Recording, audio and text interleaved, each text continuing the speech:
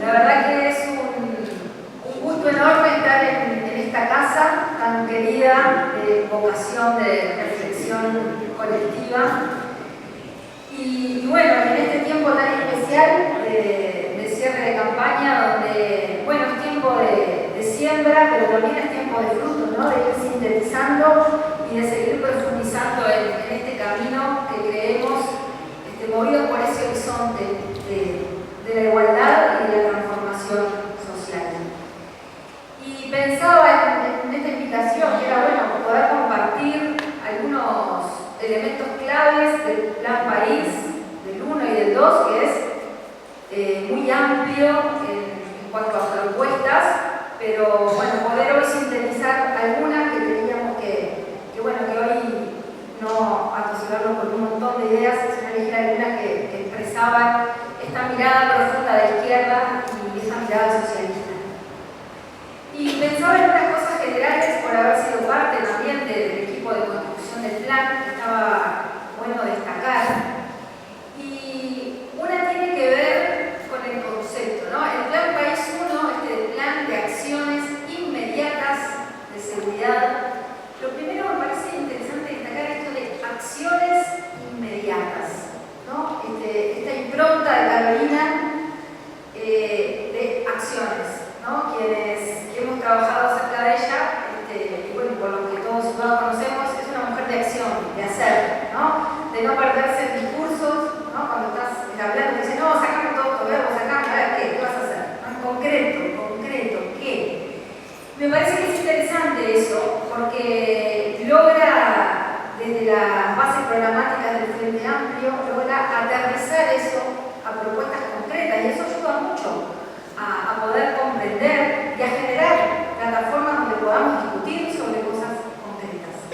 Siempre fiel a esas líneas colectivas que son el mandato. Y quería destacar esto, ¿no? Acciones. Y después inmediatas. Ahora veía el hermoso cartel que hicieron los jóvenes. La causa de los pueblos no admite la menor demora. Y no podemos demorar. Inmediato, ya, ahora. Hay cosas que no pueden esperar.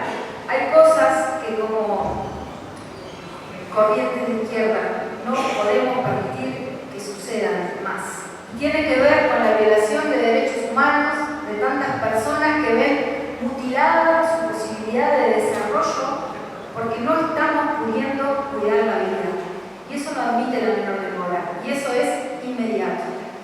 Entonces, me parece que acciones inmediatas tienen que ver con una mirada profunda de esta radicalidad, ¿no?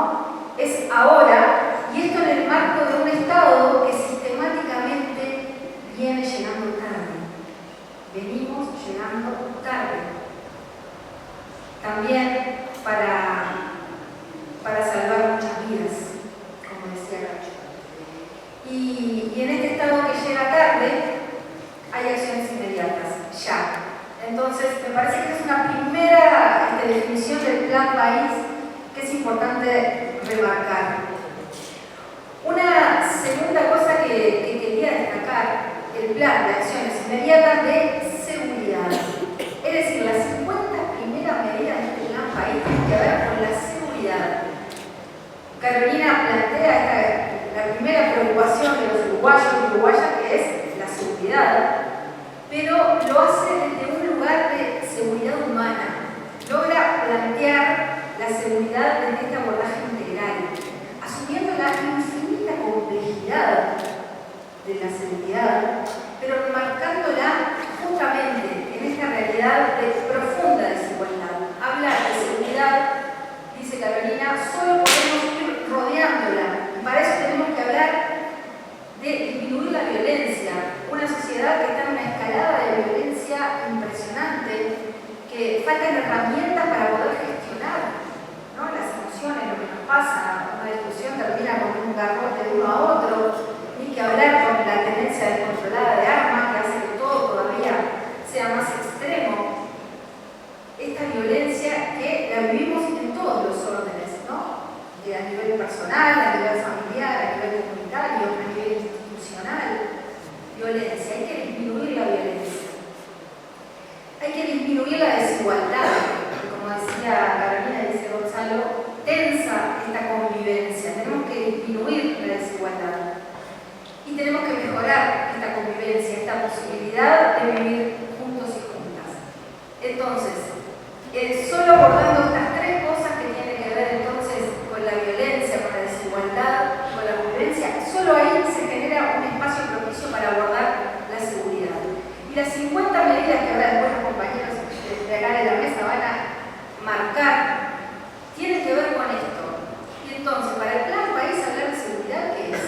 Es hablar de vivienda digna, es hablar de alimentación, es hablar de educación con sentido, es hablar de trabajo, es hablar de cultura, es hablar de deporte, es hablar de lazos sociales, es hablar de tejido comunitario, es hablar de salud, es hablar de tratamiento de adicciones, es hablar de seguridad en ese amplio espectro. Entonces me parece que las acciones del plan país no las podemos entender aisladamente, ¿no? Eso me parece que está bueno para cuando vayamos escuchando entendamos que es distintas herramientas de abordaje de esta problemática grande y profunda en la que jugamos realmente la vida como sociedad.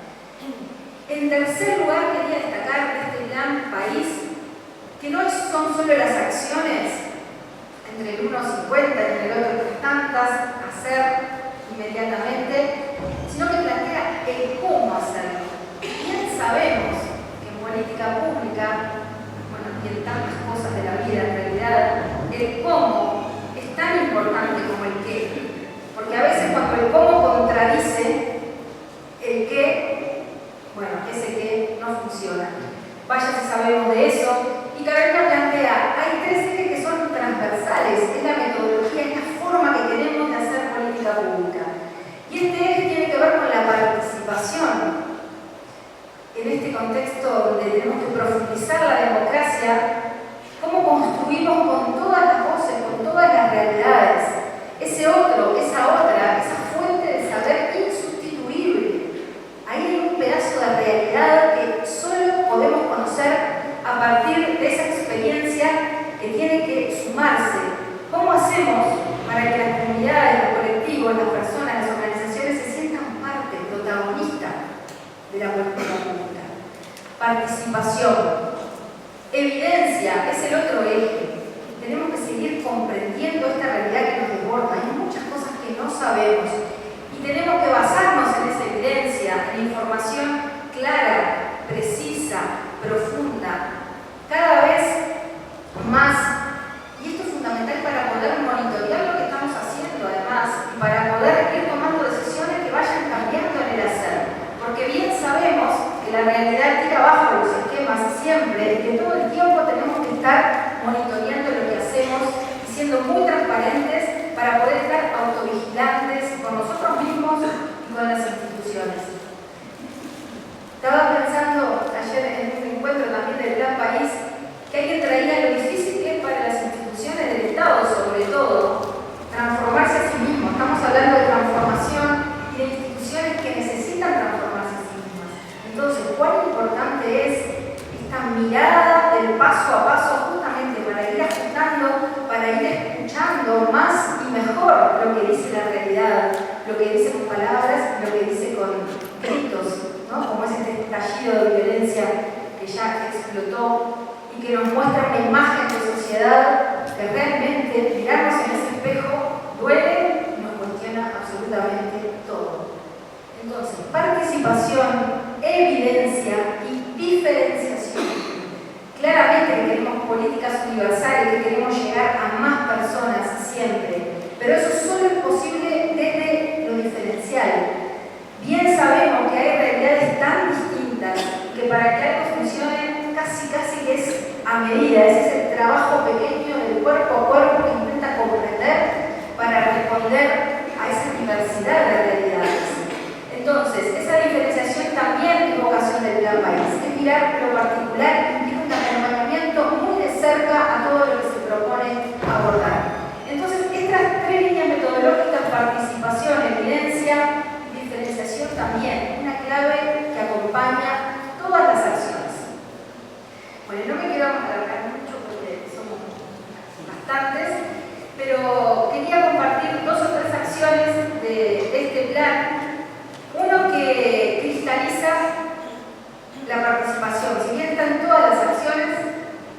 siempre vamos a buscar en todas las tres, ¿no? Las tres opciones metodológicas, las mesas barriales es claramente una forma de cristalizar la participación. Desde la Intendencia venimos trabajando en distintos barrios con este formato de mesas barriales, que ha sido muy interesante porque es fortalecer este tejido comunitario que ya está haciendo, que ya tiene iniciativas, propuestas, y que ahí la función del Estado viene a ser acompañar, generar incentivos, hacer que eso que ya está ahí florezca. Y esto, para quienes creemos que la transformación social viene de abajo, que ahí es donde está la novedad, es siempre estas pequeñas organizaciones donde puede surgir lo nuevo, qué importante es generar los marcos para que eso suceda. Y esa ha sido la experiencia que hemos tenido, esta humilde experiencia que ojalá podamos seguir multiplicando, de este encuentro con distintas formas de participación. La mesa barrial como espacio privilegiado donde nos encontramos, donde vemos las necesidades, donde problematizamos, donde armamos una agenda y donde de alguna forma ese colectivo de vecinos y distintas organizaciones locales va monitoreando lo que el Estado va haciendo. Y bueno, vamos rendiendo cuentas cada vez y vamos caminando un proceso compartido y diseñando juntos los mejores caminos para la salida de esas situaciones de profunda desigualdad que se vive en los barrios. Entonces las mesas barriales me parece algo muy interesante que pensar en replicarla a todos los barrios, pensar en que se extienda a todo el país, es algo muy potente, asumiendo también acá la diferenciación, cómo cada barrio tiene sus realidades que tenemos que abordar de maneras distintas. Y acá voy a otra de las acciones que tiene que ver con dispositivos de alta presencia comunitaria. ¿Qué es esto? En estas realidades donde urge, decíamos, actuar, las situaciones de violencia de algunos barrios realmente son extremas y ahí también hay una expresión fuerte de la desigualdad. Leía una investigación el otro día que decía que realmente de los homicidios de Montevideo en particular, la mayoría se concentra en 12 barrios de los 62 barrios que tiene Montevideo. Y esos barrios ya sabemos cuáles son, ¿no? Son esos cinturones de homicidio, como se llama, donde están concentrados. Bueno, eso dice mucho. Ahí tenemos que estar conectados, no nos podemos retirar. Ahí hay que hacer una inyección de Estado, ahí tenemos que estar todos, tienen que estar todos los ministerios, todos los actores, vecinos, vecinas. Es la única forma de poder profundizar esa realidad y esos dispositivos de alta presencia es presencia, primero, estar. No hay otra fórmula que no es presencia. Una presencia que escucha, una presencia que permite que lo que está ahí queriendo nacer surja. Y ahí también, desde esa mesa barrial en concreto, cómo abordar la violencia. Los vecinos saben lo que pasa, dónde pasa, cómo pasa, qué les pasa. Hay un montón de información que está ahí. Bueno, poder trabajar, poder hacer esos mapas que ya conocemos, pero esos mapas ¿para qué? Para poder pensar una estrategia inteligente de abordaje a esa realidad. Entonces, todo lo que tiene que ver desde la mesa barrial es de seguir comprendiendo la realidad. Pero después, un segundo componente que tiene que ver con el acceso a políticas sociales, esto de la presencia, el estar. Bueno, en estos lugares donde hay que estar con todo, ahí tiene que haber propuestas para adolescentes, para jóvenes. Sabemos que es difícil competir con el narcotráfico, son propuestas que generan pertenencia, que son propuestas que generan poder. Bueno, ¿qué es lo que le interesa a los adolescentes? Bueno, y ahí es educación, trabajo, pero es pensando con ellos, cultura, deporte. ¿Qué quieren hacer? ¿Cómo lo quieren hacer? Participación. Solo desde ahí podemos dar un poco con la clave. Políticas sociales para las familias, para los niños, para las personas mayores. Todos los programas habidos y por haber ahí al servicio y construidos con la comunidad. Entonces, este dispositivo se trata de poder estar presentes. Y después todo lo que es infraestructura también. Qué importante es bajar las chances de que ocurran delitos, mejorando las calles, la iluminación, la limpieza, ¿no? Todo lo que es infraestructura urbana, con espacios para el deporte, para la recreación, con ese tejido comunitario que ya existe, por ejemplo, los viejos clubes barriales, ¿no? Que ya son identidad de la comunidad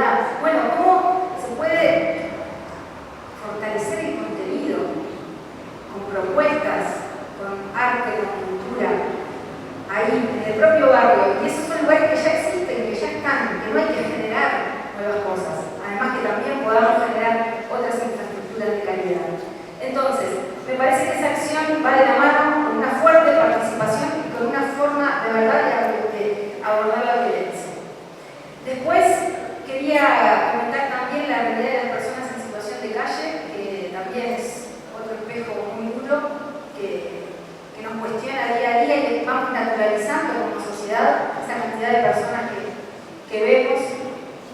Que en Montevideo se habla de que son 2.700 y que la mitad está en la intemperie, es decir, no accede a un refugio, a un centro. Bueno, ¿por qué no accede? ¿Qué pasa en esos espacios que no son hospitalarios, ¿no? Que no se siente como un lugar que pueda de verdad acompañar a la realidad que se está viviendo? Para personas en situación de calle, el Plan País propone justamente incrementar recursos humanos, 30 equipos para esas 1.300 personas que están a la intemperie, recorrer, estar, acompañar, y ahí será la calle el espacio educativo, el espacio donde poder conversar y donde poder ir viendo con cada uno cuál es ese clic que hay que hacer para que se pueda dar un paso más hacia otra vida. Después también unificar los criterios de atención en la calle. Sabemos que a veces el Ministerio del Interior tiene unos criterios, el MIDE tiene otros criterios, hace las intendencias. Bueno, ¿cómo unificamos para que cada uno aporte desde su lugar lo mejor, pero en un mismo sentido, con un mismo objetivo? Y en tercer lugar, mirando la población que está en los centros, bueno, ahí cómo profesionalizamos la atención. Sabemos que estar ahí es estar ahí para algo, el objetivo ahí es salir de la situación de calle. Entonces, ahí se abre todo lo que es trabajo, atención en adicciones, propuestas y acompañamiento cuerpo a cuerpo, diferenciación una vez más. Como sabemos, la situación de calle está muy ligada también con la situación del sistema penitenciario. Ahí hay una puerta giratoria por esto mismo, que muestra el fracaso de lo que ha sido el sistema. Entonces, el Plan País también lo aborda y para eso Patricia les va a contar, pero no se la presenta. Bueno, muchas gracias.